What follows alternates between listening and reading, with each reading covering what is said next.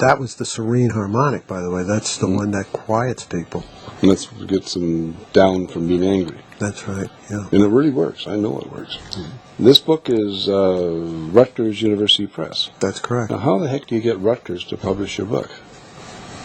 Well, you call them up and you say, you guys are interested in the brain. I have something on the brain, and you send it to their acquisition editor, and they say, we like this. Well, they put it out to professionals, and the professionals evaluate. Peer review. Peer review, yeah, exactly. Well, there's a different level of hurdle that you have to pass with a university press as opposed to a regular Well, that's publisher. why I'm making the point is that they're not going to put something out that they haven't checked backwards and forwards. That's right. The motive is not monetary with a university press. I mean, they have to make money, obviously, but well, they got to pay their bills. That's true. But they evaluate and they peer review everything. Well, I peer reviewed you, and I'm going to put that in because everybody may not have heard me say this before, but we had over 1,000 guests on my show that was called Ingram that went off the air in 2001. It was actually a real show with 18, 19 people producing it. And and now we've got Richard Pitt doing this whole thing in my living room. It's wonderful. I mean, Richard is Sally and George and Ralph, and he's everything, right? When I met Paul, I asked him what he did. He said he cured ADD, and I said, yeah. And I keep on mentioning Shirley Stalker. Shirley had just done I can't remember now, it was an hour or 2 hour documentary, and nowhere did neurobiofeedback show up, and nowhere did the concept of curing ADD. This whole show was aimed at solving the problem of the parent with an ADD child, to teaching them, that was when we found out the one school in Kelowna had 50%. One half of the boys in the school were on Ritalin. Yes.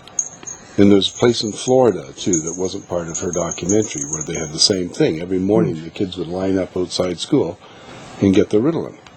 Well, those numbers simply validate the notion that we're medicating normal kids' behavior. Because by the way, can't we should be 50%. Oh, it's impossible. We should mention depression when we're talking about the behavior of kids. Depression in young children usually doesn't manifest as frank sadness. It manifests as lack of interest in things, poor motivation. So it's very commonly misdiagnosed as ADD. As the child gets older, they get listless, their mood starts to become dysphoric, negative. But at the younger ages, what you're looking for is the motivational factor. So, the classic teenager that's laying around on the couch not doing anything, not interested in anything, I would check, see whether we're dealing with depression here.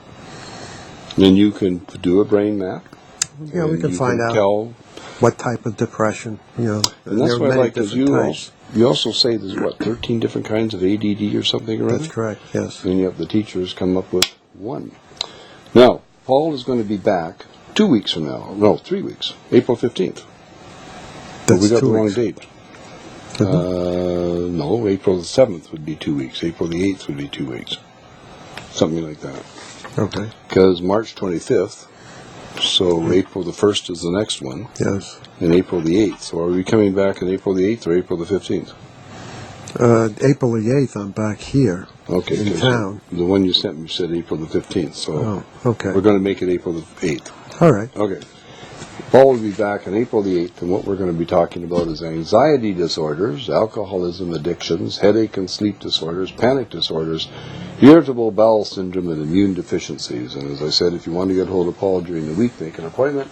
Phone number is 608-0444. He's in downtown Vancouver at 1190 Melville Street.